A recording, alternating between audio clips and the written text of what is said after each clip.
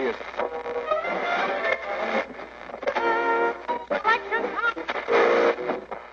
Fake records. 1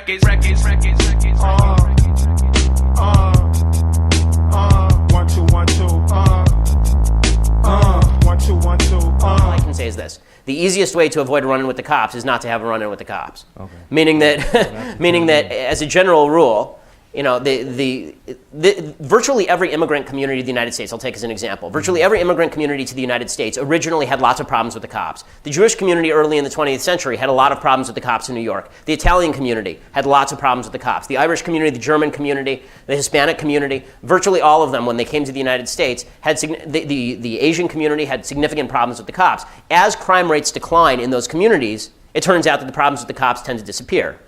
And so the easiest way to get rid of a lot of these problems is not to put all the onus on the cops, but to say, okay, the cops are human. They're going to make some bad mistakes, and we need to prosecute them if they do something really terrible, obviously. But if you really want to tackle this thing on a systemic level, crime rates have to go down. How about the Black Lives Matter movement's contention that when police do come into contact with black folks, they treat them with more violence?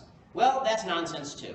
There's a study that just came out from John Jay College, Professor Peter Moskos, and what he found is that in situations where the police were confronted with force by whites and blacks, the white people were shot significantly more often than the black folks. As early as 1994, well, I'm sorry, they're called statistics, and they're useful. You should use them. As early as 1994, the Department of Justice... Where the hood at? Had a nigga in the cut where the wood at. All the niggas acting up where the wolves at. You better bust that if you don't pull that. Hey, how are you? Pretty good. With the oversaturation of the victimhood and the media programming that there is victimhood in I was going to say Chicago, but in America, in the streets, and with police murders and brutality that is being kind of pushed over the masses, and they're kind of trying to get our attention to see that. I was curious about your stance on police training and just in the future. So police training, I think, does vary city to city, right? I mean, and I think that not every police department is the same. Right. And so if you were to say that there is, I would say that there's obviously a police training problem in Chicago, Yeah. right? And that I think anybody would acknowledge. To attribute that to racism, you know, I'm not willing to do that unless you actually have evidence that it's race-based mistraining. Because a cop can shoot a black person wrongly and not be shooting the black person because that person's black. Right. So you can look at Laquan McDonald, to take an example, and say they shot this person wrongly, but I don't have evidence that the cop who shot him did it because he was out to get a black guy that day. Right. So as far as heightening police standards for training, I think even most police departments would say that's great. I think it's also important to acknowledge that police have legitimately the hardest job in America, and expecting them to act like automatons is kind of difficult. My father was a police officer. Yeah, exactly. So you know,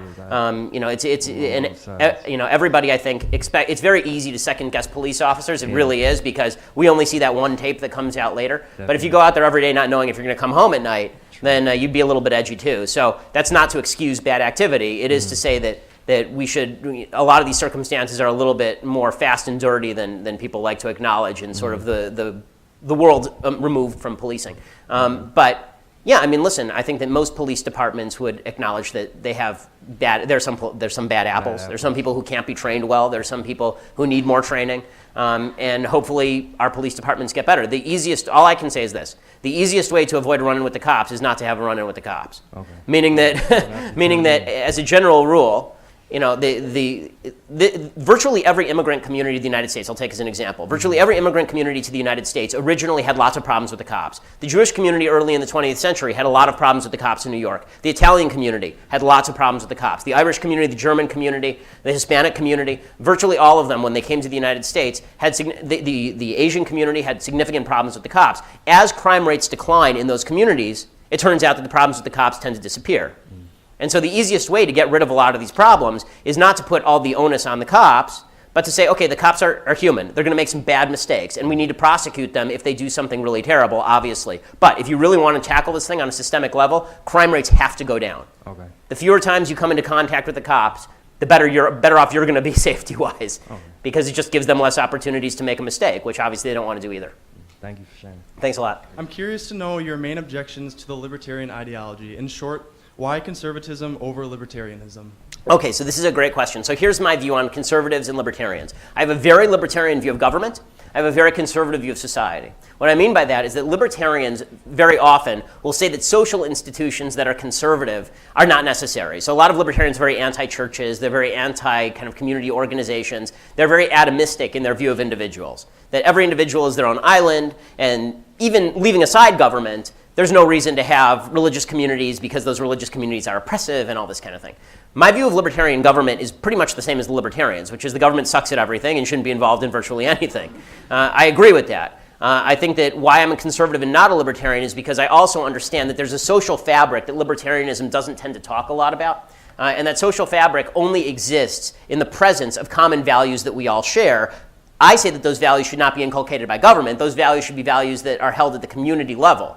Right? We should all have these decent values that we're taught by our family and by our churches and by our friends, and that's what's going to allow us to live together. Libertarianism falls apart without the social fabric. Every society falls apart without the social fabric. And when society starts to fall apart, what ends up happening is people look to the government to enforce.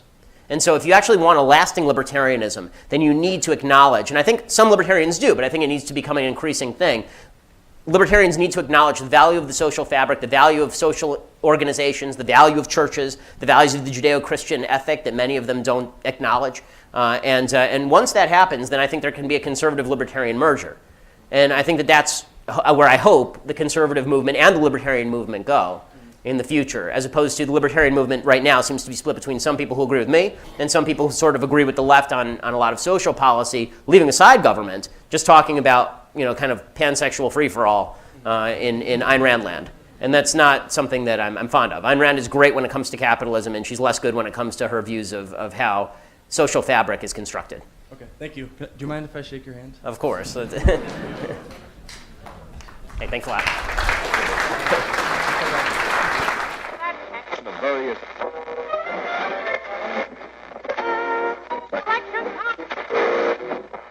Fake records.